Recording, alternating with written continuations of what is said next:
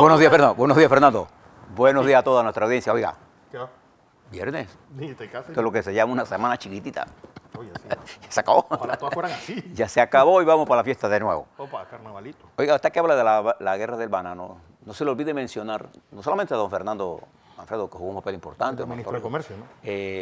Gerardo González Bernaza, Eso es lo que iba a decirte. un hombre fundamental en esto, y Gabriel Lewis Galindo, que fueron, digamos, los que pudieron buscar... ¿Qué se buscaba detrás de este enfrentamiento? ¿Hacer calistenia para lo del canal? No, era parte de la lucha anticolonial. Recuerda que la lucha, en ese momento, la UNEFRE tenía políticas de Mamita United para no comprar banano y poner presión.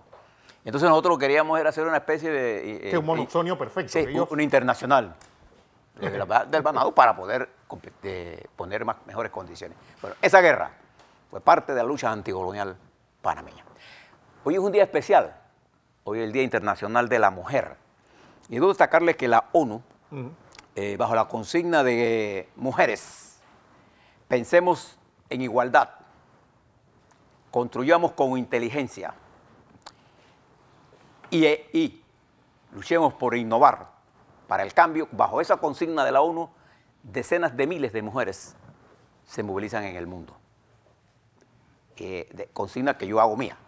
Quisiera recomendarle a un artículo que aparece hoy en el periódico La Prensa, escrito por esa extraordinaria panameña intelectual Mariblanca Staff.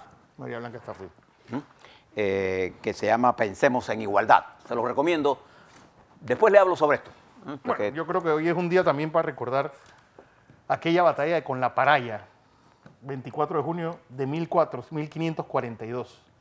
Cuando el señor Orellana iba recorriendo bueno, por eso se llama el río Amazonas, porque era una tribu solamente de mujeres. Y cuando terminó dijo, por supuesto que los enemigos que vengan, que sean muchos, pero que sean machos. Para entender un poco la violencia con que estas mujeres, pues y por eso el río se llama así, las Amazonas. de esas Amazonas. Ahora leo un fragmento de un artículo panameño que recuerda algunas de las grandes mujeres que nuestra patria ha tenido, que ha tenido muchas y seguirá teniendo. Exacto. Oiga, rápidamente le voy a dar un contexto internacional, inclinándome un poco hacia el tema económico, porque volvemos a lo que conversábamos ayer, ¿no? Aquí en Panamá nosotros hemos dado a tratar de entender o hacerles creer a ustedes que el problema panameño de la economía se entiende solo por ver a Panamá, ¿no? No. Entender lo que pasa en la economía panameña hay que mirarla en el contexto general. Si no lo mira en ese contexto, Fernando, estamos perdidos. Yo creo que no hay un país que tenga más. Porque si hay, que ver con en la el mayoría mundo de los países de esta globalización, tiene que mirar el contexto en que se desarrolla. Si hay un país que a eso le interesa, más que a nadie, es a Panamá. Porque el 85 al 90% de nuestro PIB se genera en la prestación de servicios. Y nuestra posición geográfica nos vincula al mundo. Y lo que pasa en el mundo tiene repercusión directa en nuestro sistema económico. Fíjense lo que está ocurriendo a grandes pinceladas. En la Unión Europea, el Banco Central de la Unión Europea acaba de anunciar que baja el crecimiento, la proyección de crecimiento para el 19 en 1,1%. Wow. Y eso es Mucho dinero. un crecimiento sumamente bajo. Ese es el Banco Central. Fíjense lo que está pasando en las relaciones lo que está pasando en la República Popular China. Febrero fue uno de los meses de mayor nivel de desaceleración en China. Las ventas de automóviles cayeron vertiginosamente. La guerra entre los Estados Unidos y Huawei ha hecho que China, por ejemplo, impulse el consumo de los productos de Huawei, el iPhone de Huawei, interno, y ha hecho que Apple caiga 18% y Huawei suba 21% internamente. En China. Pero está afectando a China en su comercio y está afectando al resto del mundo. El presidente de los Estados Unidos, que se presentó como el adalid para bajar el déficit de bienes, ayer le hablaba del crecimiento extraordinario del déficit de producción de bienes, de exportación de bienes de los Estados Unidos. Casi 980 y tantos millones. El presidente de los Estados Unidos tiene la tendencia a ver la economía fijándose en la bolsa de valores. Bueno, usted debe saber que la bolsa de valores no expresa el sentido de la economía norteamericana. De hecho, hay legislación para blindar a la economía de los vaivenes de la bolsa. A veces me pregunto si el presidente de los Estados Unidos realmente, cuando entran esos dimes que te diretes con el fondo de reserva, compuesto por hombres que sí saben de economía, si el presidente realmente de los Estados Unidos, Donald Trump, entiende realmente la economía. Me hago esa pregunta. Él es un hombre de negocios. No necesariamente tiene que saber de economía. Tiene que saber las triquiñuelas de cómo se hacen los negocios. Es una cosa, la economía es otra.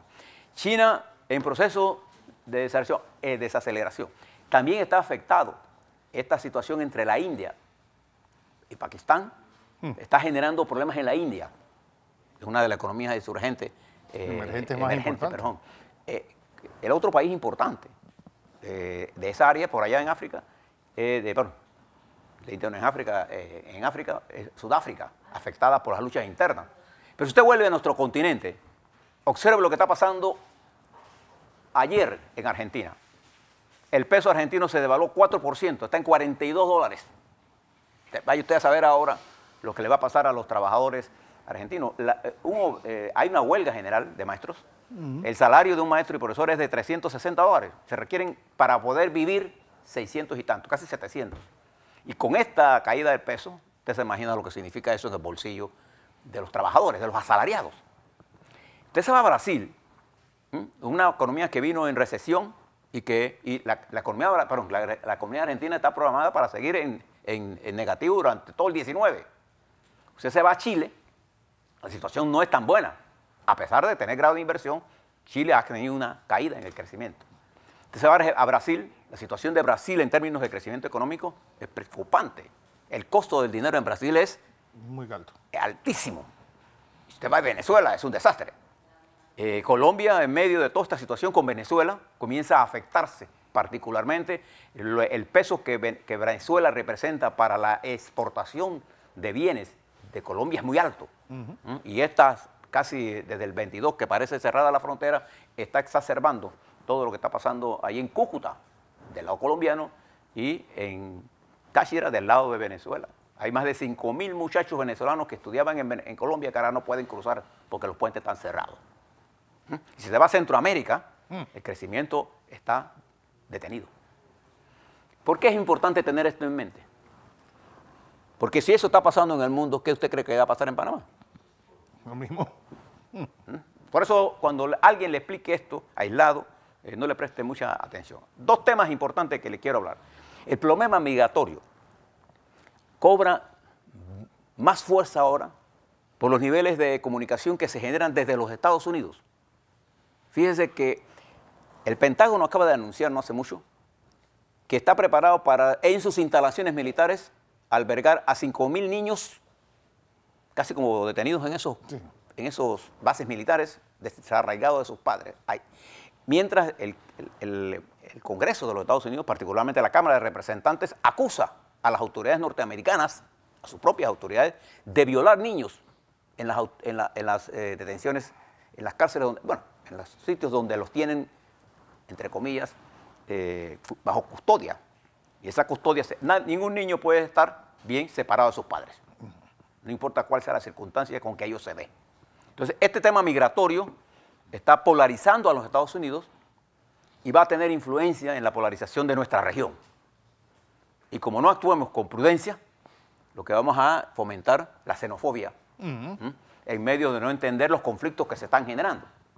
O sea, la gente sale de Honduras con la pobreza que tiene, no porque quiera salir de Honduras, sino porque no le queda más remedio que morirse allí con sus niños o buscar, aún en el camino de encontrar la muerte, por lo menos una esperanza.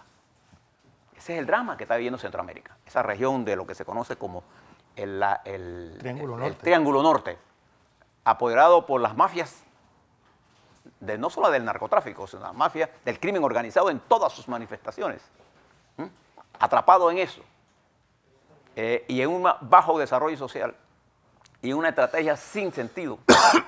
Y ahora súmele a lo que le está pasando al primer ministro Trudeau de Canadá. Se encuentra en la crisis más grande a unos meses de elecciones parlamentarias, porque usted ha oído hablar de la empresa constructora CNC Lavín. Bueno, esa constructora es la más grande de Canadá. Tiene más de 50.000 trabajadores de la construcción. Bueno, se dice que esta empresa con gente vinculada al gobierno de Trudeau, le pagó millones de dólares al gobierno de Gaddafi, allá en Libia. Y que el gobierno de Trudeau, gente cercana al gobierno de Trudeau, había influenciado para que no se juzgara a esta compañía canadiense. Esto tiene al primer ministro Trudeau enmarcado y ha caído vertiginosamente su índice de popularidad, y ahora los conservadores tienen todas las ventajas para asumir la conducción del gobierno de Canadá en medio de toda esta situación de conflicto, donde Canadá también se enfrenta a las políticas proteccionistas del presidente de los Estados Unidos. No es un mundo sencillo, es un mundo complejo. No permita que el simplismo sea el que haga que usted tome sus decisiones. En ese mundo complejo, en ese mundo que tiene efectos directos en nuestro país, primero debemos entenderlo. Y segundo, debemos tener un sistema que sume talentos. Y los talentos están en todos lados, Fernando. No está en tal X, que yo soy el que tengo el mejor equipo. No. No hay ningún partido en este país, ninguno, fíjese lo que le voy a decir con énfasis, ningún partido que tenga en su seno los hombres y mujeres capaces para enfrentar la complejidad de esta crisis. No. Se requiere un proceso de la reconstrucción de la unidad para poder enfrentar el complejo problema que significa para nosotros bregar con un mundo con tal nivel de inestabilidad. A la vuelta, un poco sobre la patria doméstica.